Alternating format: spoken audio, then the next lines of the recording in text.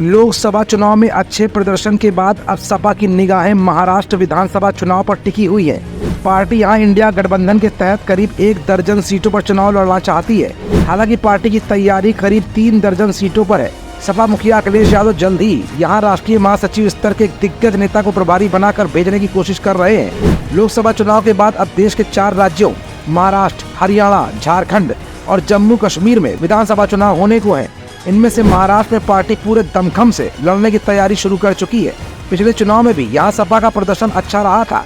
Party ने यहाँ वर्ष 2019 के विधानसभा चुनाव में 7 सीटों पर चुनाव लड़कर 2 सीटों को अपने कब्जे में कर लिया था।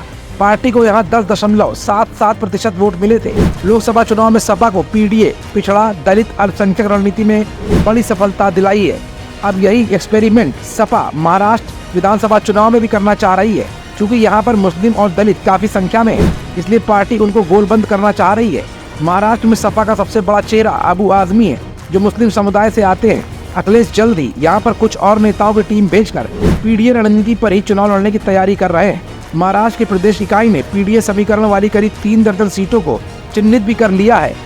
पार्टी ने यहाँ मजबूती से चुनाव लड़ने का मन बना लिया है। अबू आजमी ने इसे लेकर पिछले दिनों अखिलेश यादव से मुलाकात भी की थी।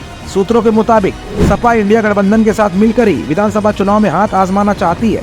वैसे में वो करीब 1 दर्जन सीटों की मांग भी इंडिया गठबंधन के तहत कांग्रेस से कर सकती है। फिलहाल लोकसभा चुनाव में मिली अप्रत्याशित सफलता के बाद अखिलेश समाजवादी पार्टी को पूरे भारत में फैलाने के लिए दिन रात जुट गए हैं। अखिलेश और राहुल की जोड़ी 2027 में कुछ नया करने की फिराक में भी है। इंडियन न्यूज सर्विसेज INS के लिए KP सिंह की स्पेशल रिपोर्ट।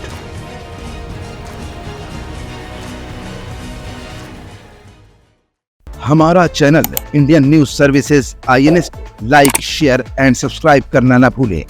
बेल आइकन पर बटन दबाएं और देखें लेटेस्ट खबरें INS पर। INS, हर भारतीय की आवाज।